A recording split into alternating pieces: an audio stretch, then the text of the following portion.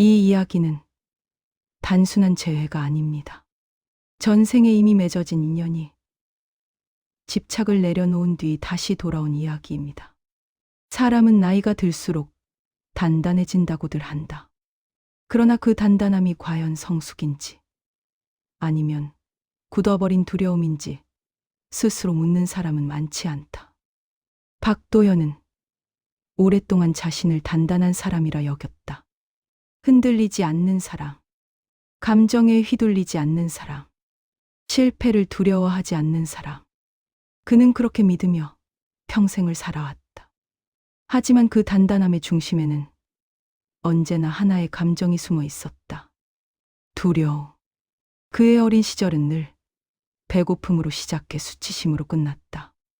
비 오는 날이면 교실 바닥은 눅눅했고 아이들의 운동화는 가지런히 놓여 있었다. 그 속에서 그의 신발만이 무난히 낡아 있었다.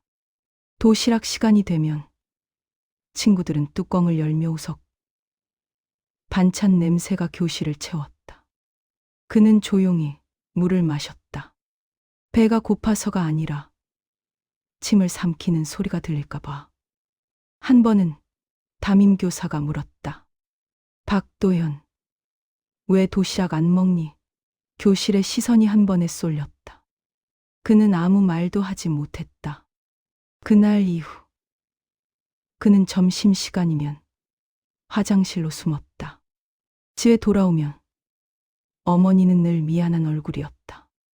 도연아, 조금만 참자. 그 말은 위로였지만 동시에 약속이었다. 지켜지지 못한 약속. 어머니는 밤늦게까지 남의 집에서 일했다. 손등은 갈라져 있었고 손톱 밑에는 늘 세제 자국이 남아 있었다. 그는 그런 어머니를 사랑했다. 하지만 동시에 부끄러워했다. 그 부끄러움이 그를 독하게 만들었다. 다시는 저 자리로 돌아가지 않겠다. 그 다짐은 어린 소년의 분노였고 동시에 생존 방식이었다. 그는 공부에 매달렸고 기회를 놓치지 않았으며 타인의 감정보다 결과를 우선했다. 성공은 우연이 아니라 계산이라고 믿었다. 사람은 믿을 대상이 아니라 평가의 대상이라고 여겼다. 그렇게 수십 년이 흘렀다. 이제 그는 회장님이라 불리는 위치에 있었다. 넓은 집, 안정된 기업, 고급스러운 식사 자리. 사람들은 그의 선택을 존중했고 그의 말은 곧 결정이 되었다. 그는 성공했다. 박도연은 가난했던 시절 어머니 생각이 마음구석에서 떠나질 않는다. 우연히 김밥집 앞을 지나던 그는 발걸음을 멈췄습니다. 간판은 바랬고 유리문에는 작은 금이 가 있었습니다. 그는 잠시 숨을 고르고 문을 열었습니다. 그는 김밥집 앞에 섰다. 간판은 바랬고 유리문에는 작은 금이 가 있었다. 그는 문을 열며 잠시 숨을 골랐다. 종소리가 울렸다. 어서 오세요. 맑은 목소리였다. 그는 일부러 시선을 피하며 자리에 앉았다. 저 며칠 굶었습니다. 자신도 모르게 목이 메었다. 연기였지만 어딘가 진짜였다. 하유는 잠시 그를 바라보았다. 의심의 눈빛은 없었다. 동정도 아니었다. 그녀는 조용히 어묵 국물을 내밀었다. 천천히 드세요. 급하게 드시면 속 상해요. 그는 그 말을 듣는 순간 설명하기 어려운 감정을 느꼈다. 왜 묻지 않는가? 왜 경계하지 않는가? 왜 계산하지 않는가? 그는 오히려 불안해졌다. 그때 작은 발소리가 다가왔다. 할아버지. 추우세요? 아이였다. 치우. 그 아이는 자신의 목도리를 풀어 그의 무릎 위에 올려놓았다. 그는 아무 말도 하지 못했다. 기억 속 겨울이 떠올랐다. 춥고 배고팠던 그 겨울. 누군가 저렇게 대해주었더라면 그는 덜 단단해졌을지도 모른다. 그는 국물을 한 모금 마셨다. 따뜻했다. 단순한 온기였지만 그의 오랜 얼음장 같은 기억을 조금씩 녹이고 있었다.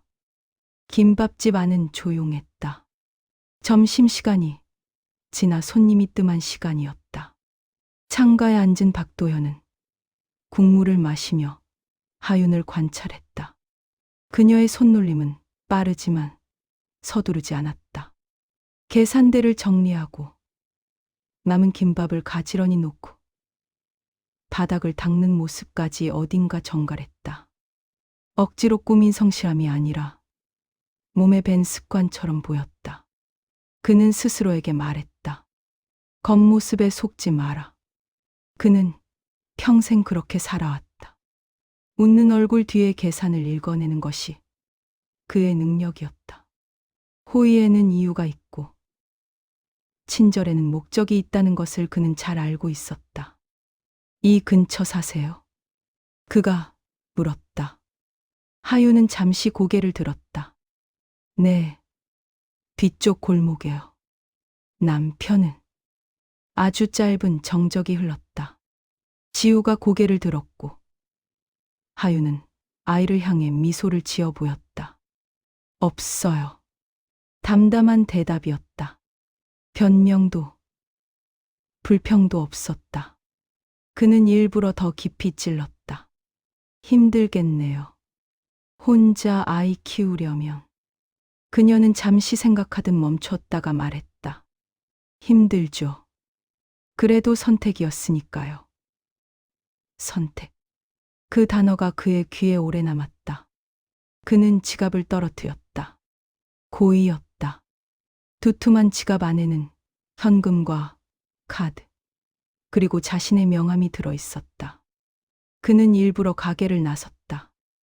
문을 닫고 몇 걸음 걷자마자 뒤에서 다급한 발소리가 들렸다.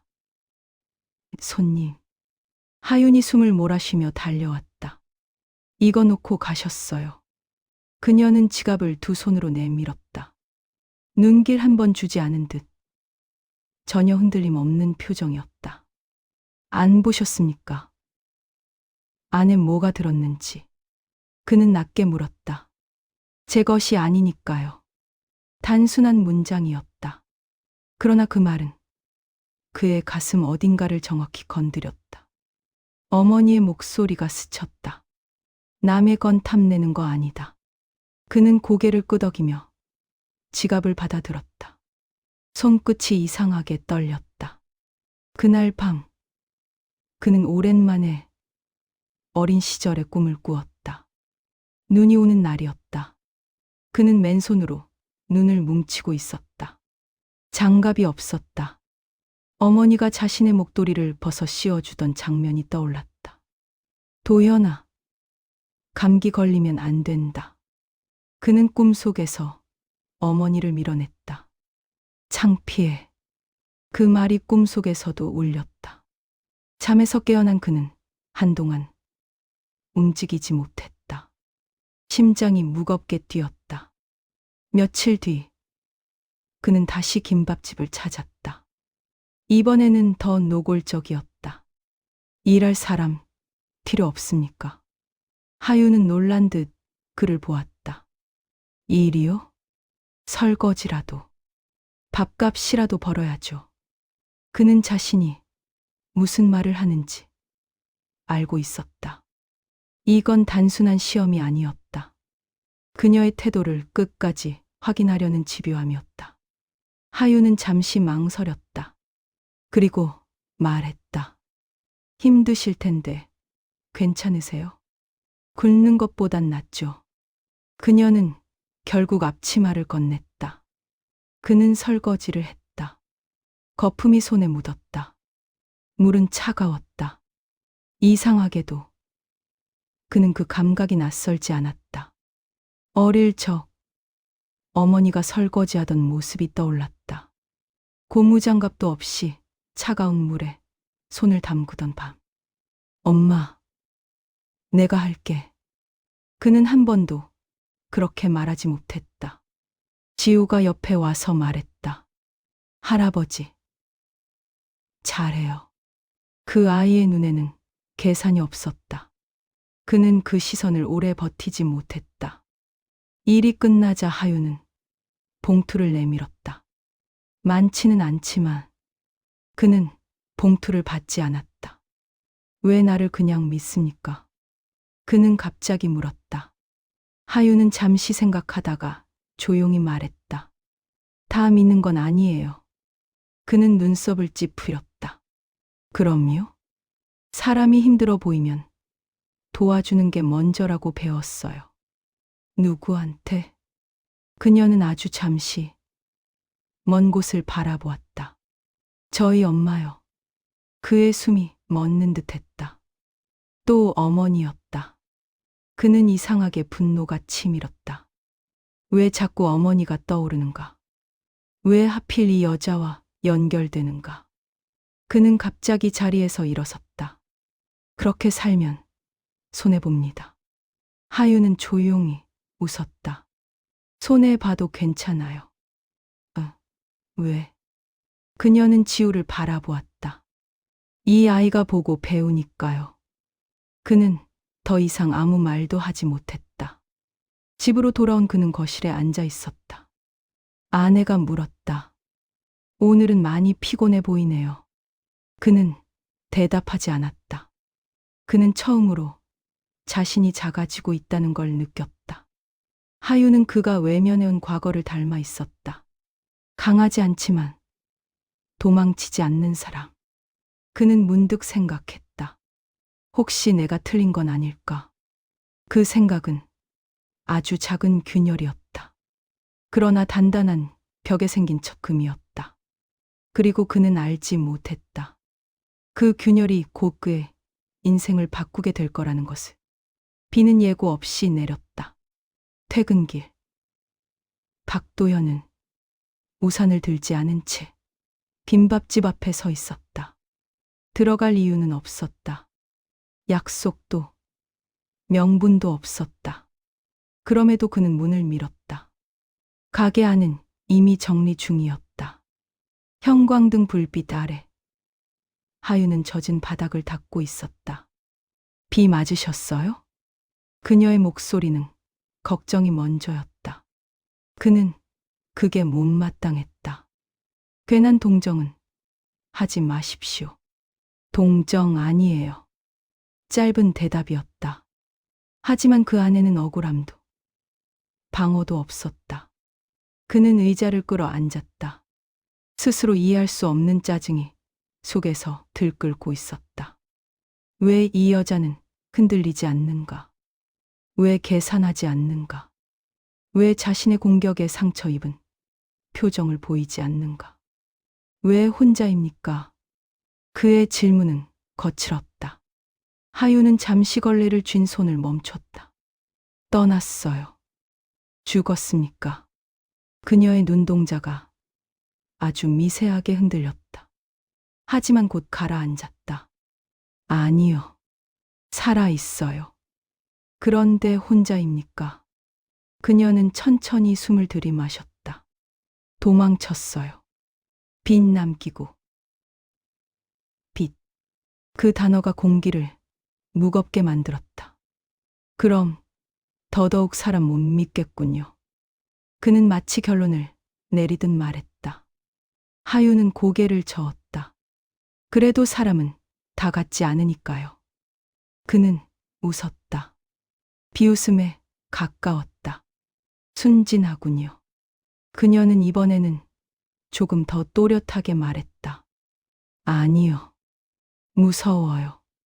그는 말을 멈췄다. 지금도 무서워요. 또 누가 속이면 어쩌나, 또 잘못 믿으면 어쩌나 매일 무서워요. 형광등 불빛 아래에서 그녀의 얼굴은 창백했다. 그러나 도망치지 않았다. 그런데도 믿습니까? 그의 목소리는 낮아졌다. 믿어야 살 수 있으니까요. 그는 그 말을 이해하지 못했다. 아니, 이해하기 싫었다. 그날 밤, 그는 오랜만에 아내와 크게 다퉜다. 당신 요즘 왜 그래요? 아내의 목소리는 날카로웠다. 여자 때문이에요? 아닙니다. 아니긴요. 눈빛이 달라졌어요. 그는 말문이 막혔다. 달라졌다는 말. 그는 거울을 보지 않아도 알고 있었다. 요즘 자신의 표정이 낯설다는 것을. 우리는 체면이 있어요. 아내의 말은 칼처럼 정확했다. 체면. 그는 평생 그 단어로 살아왔다. 가난을 숨기기 위해, 약함을 감추기 위해. 그는 처음으로 아내의 침묵을 보았다. 늘 확신에 차 있던 얼굴에 스친 작은 흔들림. 그 순간 그는 깨달았다. 자신도 확신이 없다는 것을. 며칠 뒤 예상치 못한 일이 벌어졌다. 김밥집의 사채업자가 들이닥친 것이다. 거친 목소리, 책상을 치는 손, 지우는 구석에서 울음을 참았다. 언제 갚을 겁니까? 하유는 고개를 숙이고 있었다.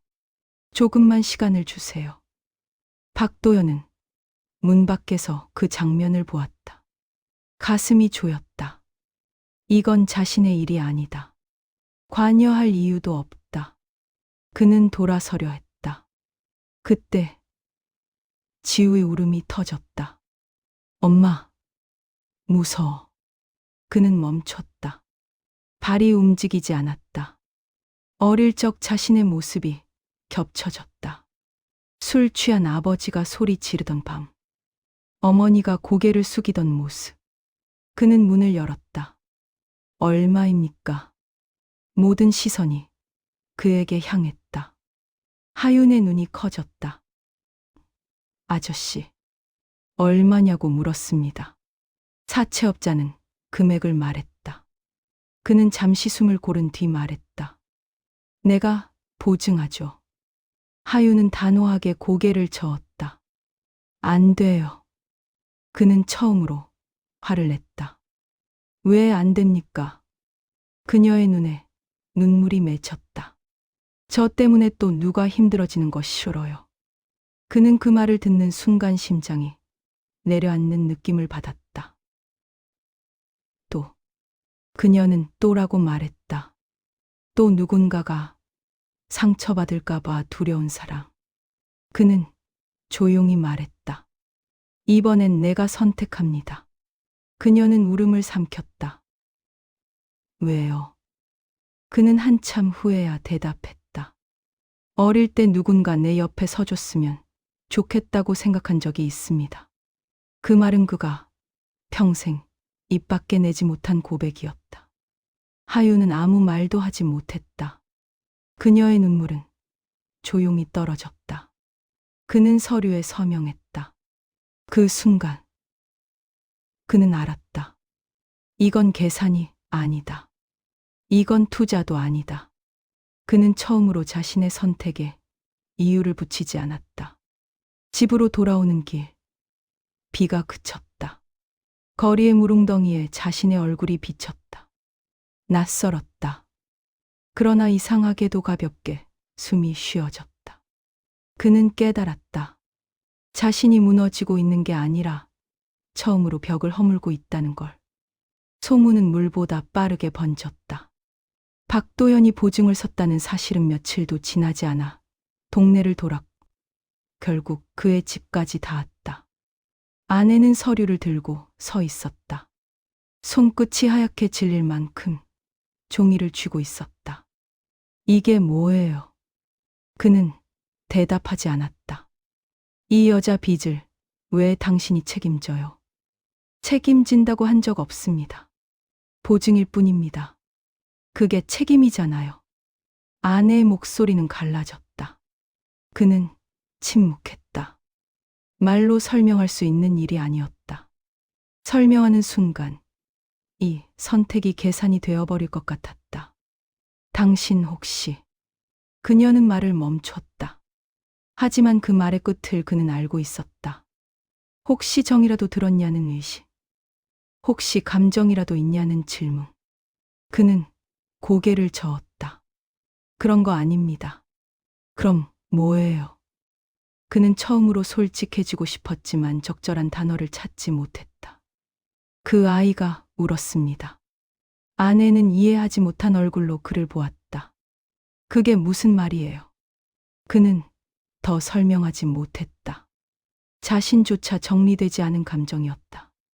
그날 밤 그들은 등을 치고 누웠다. 같은 침대 위였지만 처음으로 아주 멀게 느껴졌다. 회사에서도 파문은 이어졌다. 그는 늘 냉정하고 합리적인 인물로 통했다. 숫자로 판단하고 리스크를 제거하는 사람. 그런 그가 개인적인 감정으로 보증을 섰다는 소문은 그의 신뢰를 조금씩 깎아냈다. 대표님, 사적인 문제는 정리하시는 게 좋겠습니다. 임원의 말은 정중했지만 분명했다. 그는 짧게 고개를 끄덕였다. 평생 쌓아온 이미지가 한순간의 선택으로 흔들리고 있었다. 그는 스스로에게 물었다. 후회하나? 잠시 생각했지만 의외로 답은 단순했다. 아니었다. 두렵기는 했다. 하지만 후회는 아니었다. 그날 저녁 그는 다시 김밥집에 갔다.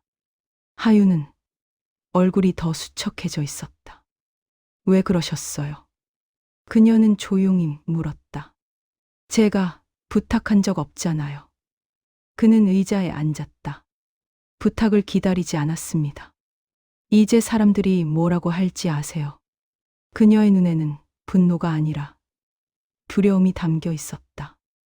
2부는 다음 시간으로 이어집니다. 구독 부탁요.